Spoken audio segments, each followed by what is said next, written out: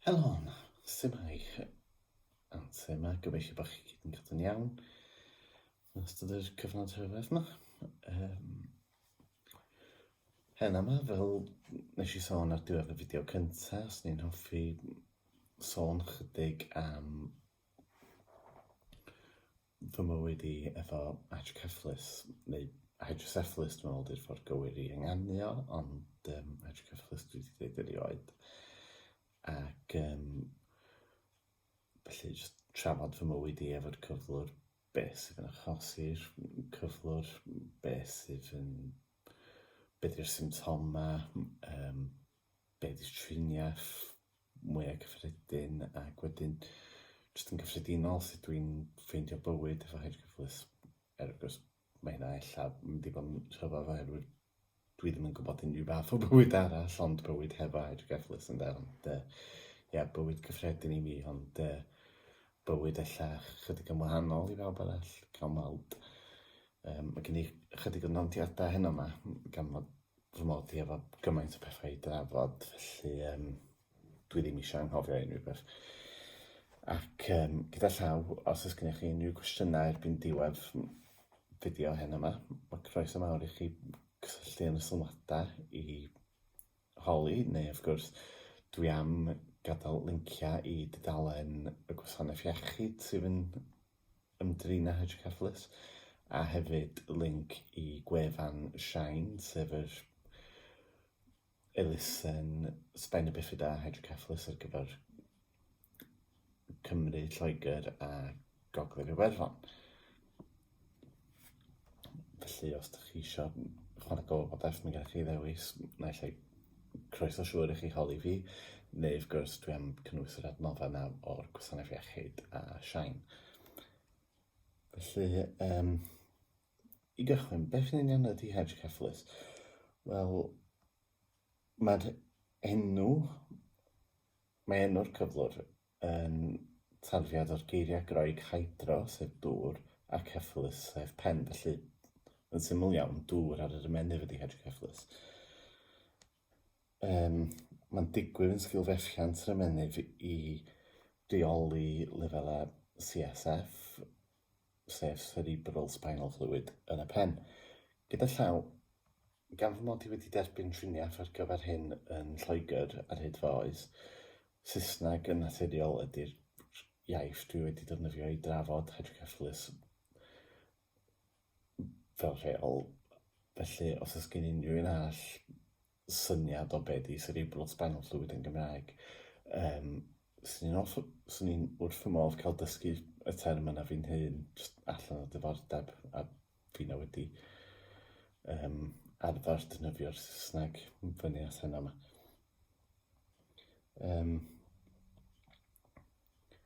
Wedyn, os mae'r ymennydd yn methu ar gyfer pa bynnag reswm i reoli lefelau CSF yn y pen, gall hyn wrth gwrs arwain at niwed parhaol a ddifrifol i'r ymennydd.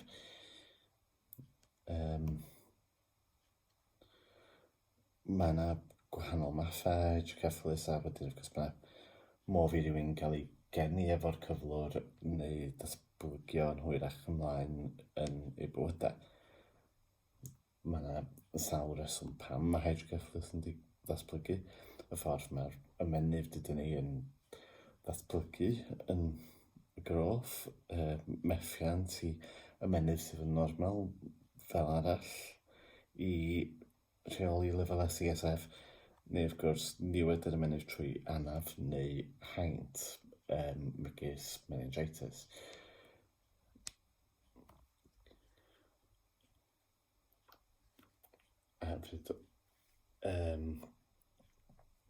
Felly, pa wahanol mathau Hydrocephalus sydd? Wel, mae yna 2 wahanol mathau o Hydrocephalus. Naill ai mae rhywun yn cael ei geni efo'r cyflwr, neu mae rhywun yn datblygu yr cyflwr ar unrhyw adeg ar ôl genedigaeth, fel ydys i trwy anaf neu haint. Mae'n haws i gychwyn i mi siarad efo hydrocephalus mae rhywun yn gallu cael ei geni efo fo, sef, wrth gwrs, be di gwybod bod fi mi. Pryd mae rhywun yn cael ei geni efo hydrocephalus, mae rhywbeth yn amlwg wedi mynd o'i le efo ddatblygiad yn ymennydd yn y grof. Un o'r pethau gall fynd o'i le ydy fod un o'r llwybrau sydd yn cysylltu ventricle'r ymennydd yn blocio. Ella dyna be di gwybod fi mi, dwi'n does am ffordd i ni i unrhyw un deud efo sicrwydd yn hynny o beth, ond mae hynna'n sicr yn bosibilrwydd. Mae ffactorau genetig yn gallu chwarae rôl hefyd. I ddweud gwir, dyna un o'r rhesymau penderfynais i swn i beth yn cael plant pan o'n i tua 17, dwi ddim eisiau fatha cymryd y risg yna, wrth gwrs. Peth ola swn i eisiau fysa pasio'r cyflwr ymlaen at rhywun arall. Mae ambell i haint, wrth gwrs, fedr achosi'r fedr ambell i salwch, mae dynas feichiog yn gallu dal megis Streptococcus grŵp B sydd yn gallu achosi Hydrocephalus yn y babi. Hefyd, wrth gwrs, os mae dynas feichiog yn dal toxoplasmosis trwy bita cig sydd heb wedi coginio'n gywir, neu trwy gwagio bocs carffion y gaff, mae hynna hefyd yn gallu achosi Hydrocephalus yn y babi. Wrth gwrs, mae yna cyflyrau eraill yn ymwneud efo'r ymennydd ble mae codennau llawn hylif yn datblygu yn y system. CSF sydd hefo'r gallu i achosi Hydrocephalus.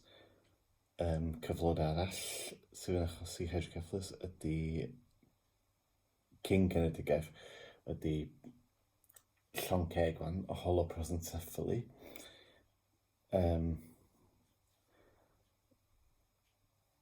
Ond o'n i hanfod mae hynna'n digwydd yn ystod datblygiad yr ymennydd ble mae'r ymennydd yn fethu i rannu'n 2 hemisffer. Wedyn, ac yn olaf, mae holoprosencephaly, ac fel dweud, mae holoprosencephaly yn achosi Hydrocephalus yn sgil bwlch neu coden yn yr ymennydd sydd yn llenwi hefo hylif CSF. Rwan, so felly mi symud ymlaen at achosion o Hydrocephalus, beth sydd yn achosi Hydrocephalus wedi genedigaeth lle.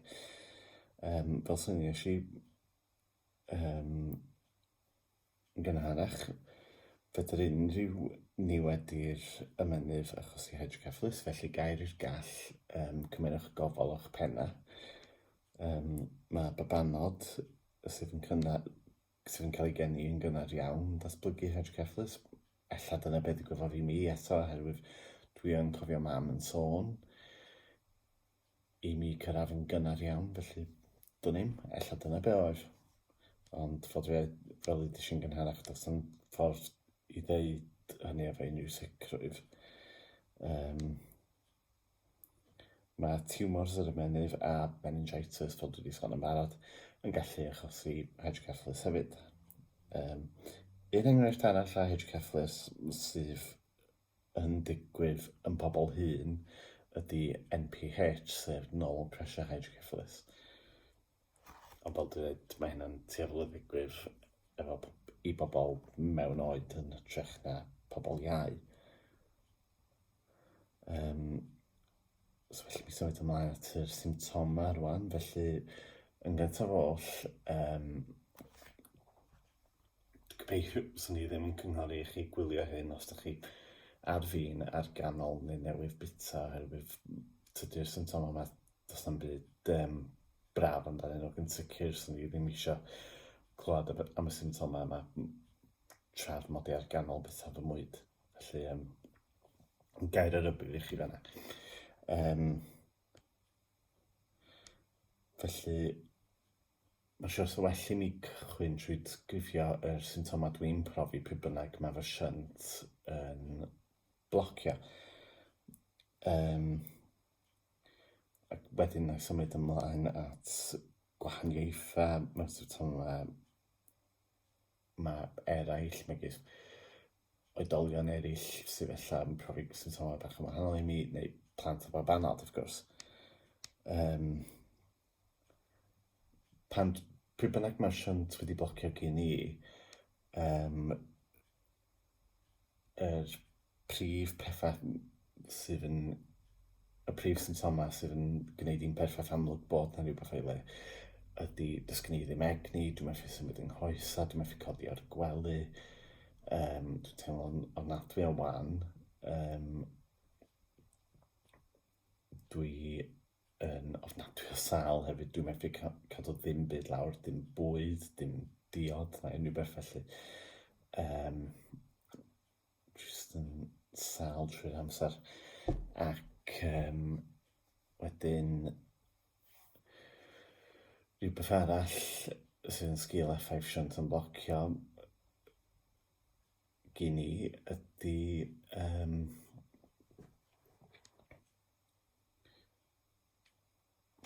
cur pen ofnadwy, cur pen gweithio erioed, does na'm byd yn cyffwrdd y cur pen ma o ran tablet dillaf poen nag unrhyw beth arall. Mae'n teimlo bron fel bod yr corff yn ceisio yn gwffio ar y menydd allan trwy top y penglog, felly dydy hynny ddim yn braf o gwbl, dwi'n dweud, dyna di'r poen gweithio dwi wedi profi erioed ar blaen. Wedyn, rhywbeth arall dwi yn profi sy'n ofnadwy o poenus hefyd ydy'r pwysau matic hefyd ni'n llygyd oherwydd yr hylif ychwanegol sydd wedi ymgasglu yn y pen. Felly, ie,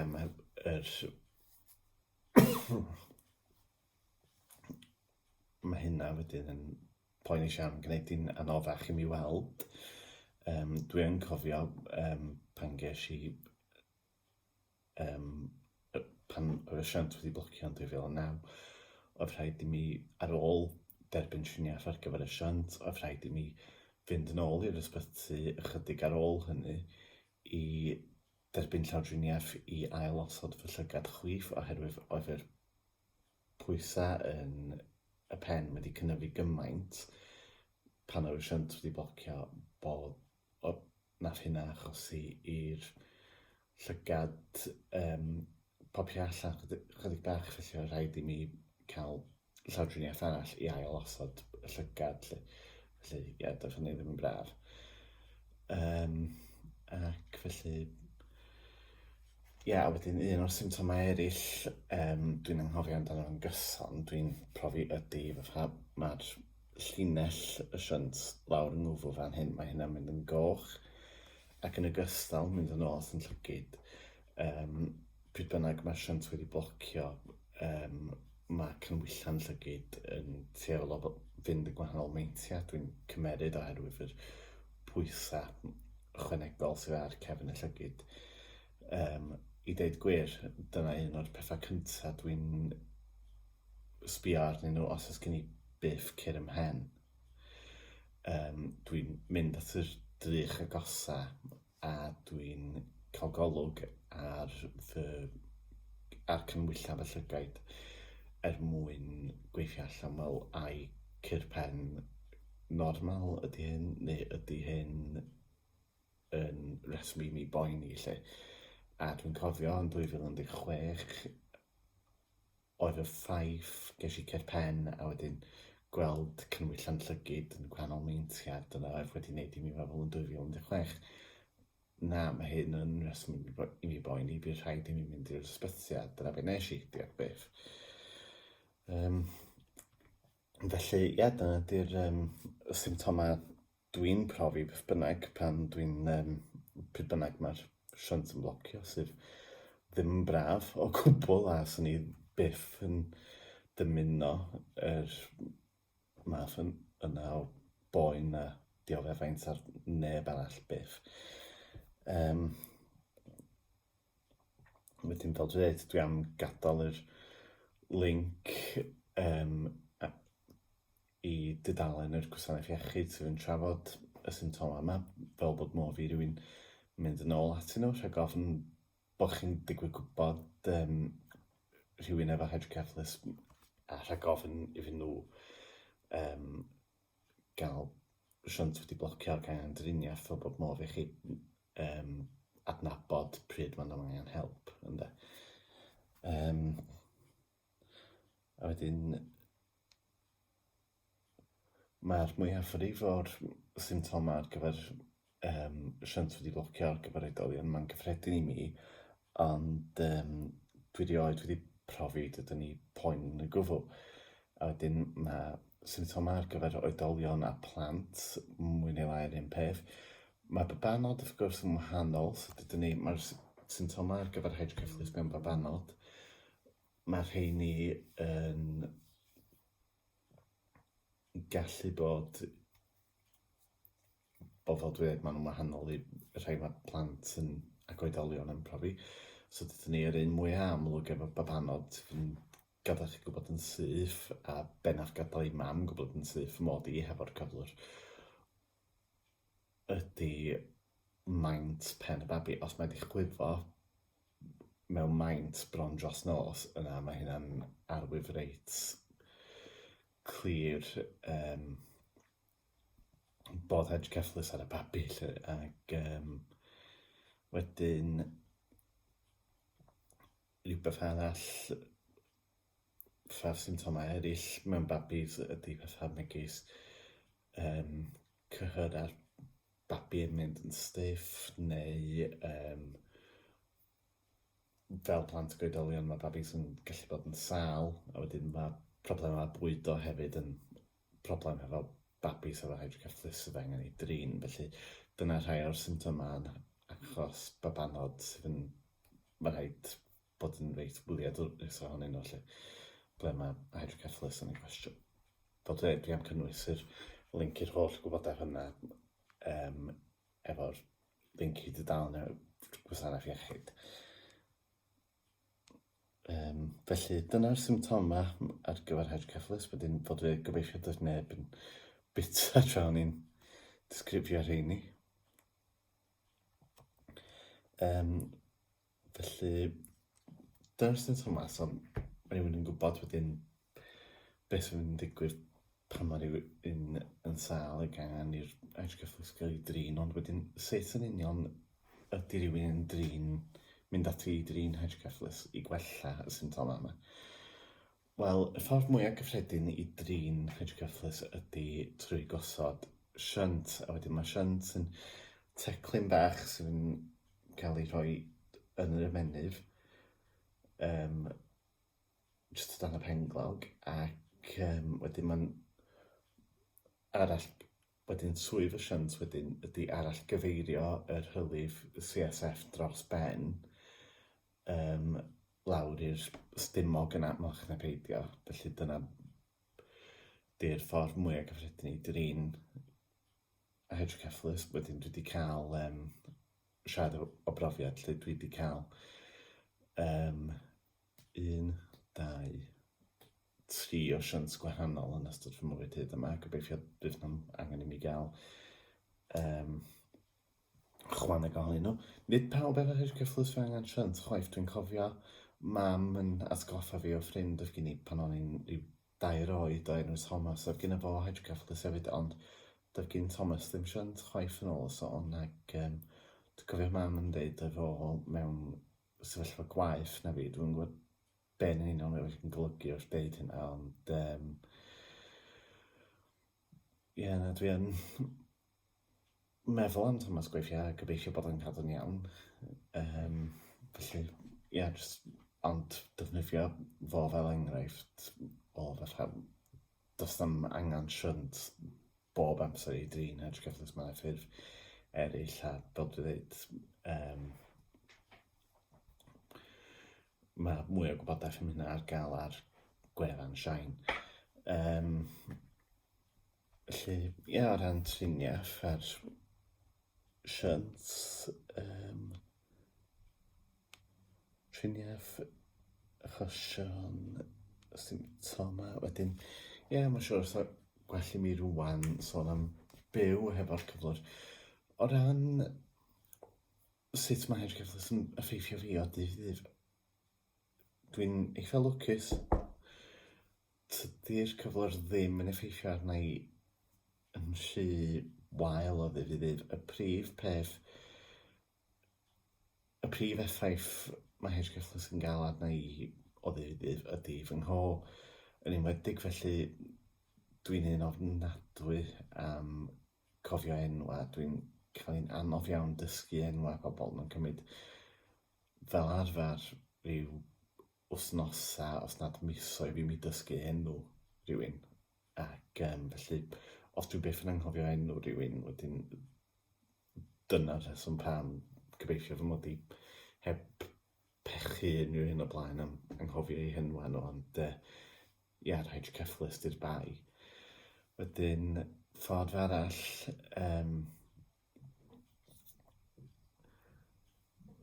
mae'r Hydrocephalus yn effeithio arna i o ddydd i ddydd ydy ffeindio fy ffordd o gwmpas a cofio fy ffordd o gwmpas llefydd newydd. Mae hynna'n wedi gallu bod yn broblem yn y gorffennol, ond diolch byth am apia ar ffôn symudol megis Google Maps erbyn hyn, so fi'n gwneud bywyd llawer haws i mi. A dwi'n lot llai tebygol o fynd ar goll erbyn hyn, diolch byth.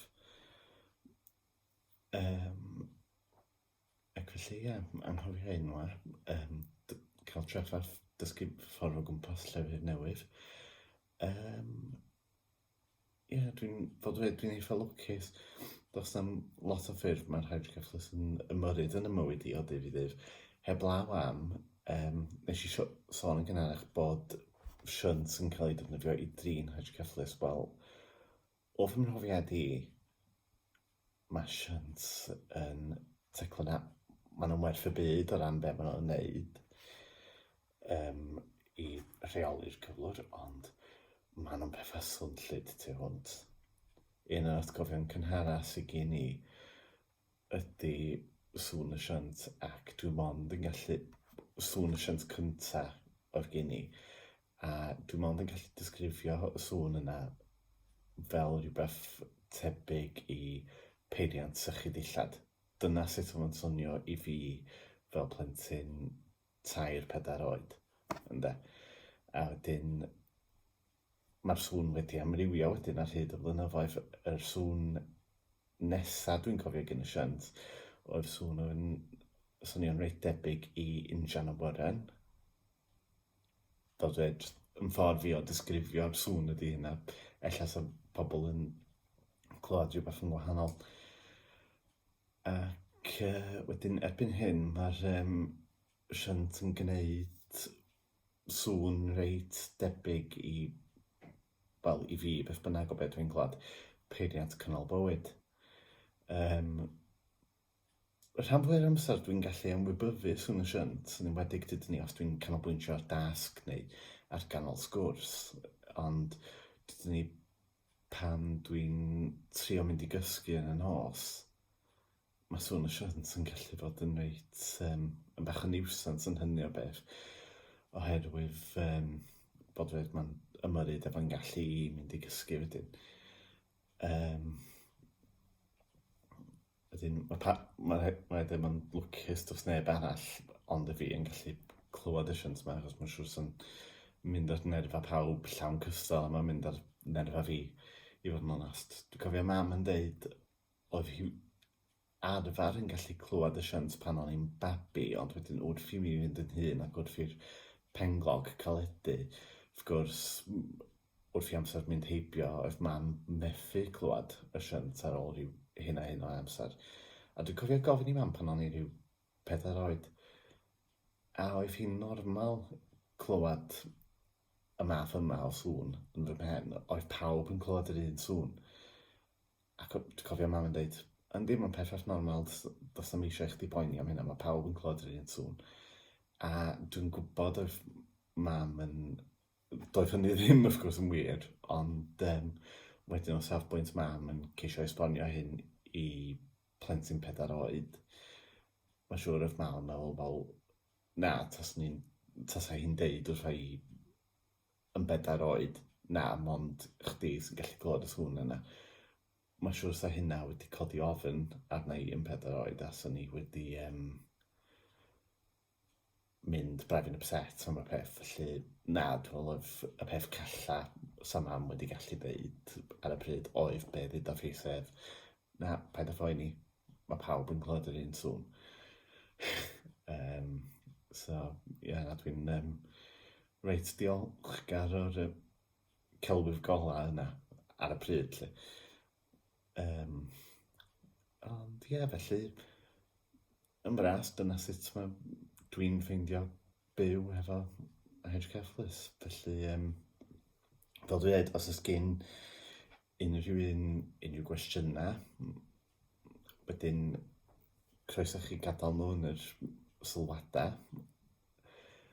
Ac ie, o ran yr fideo nesaf, dwi'n meddwl na i symud ymlaen at trafod fy ngolwg yn y fideo nesaf. Dwi ddim yn meddwl bydd angen nodiadau neu ar gyfer hwnna, rwyf mae'n lot llai cymlath o lawer, dweud gwir, a wedyn, ie, felly, hwyl am y tro, cadwch yn ddiogel, nos da, hwyl.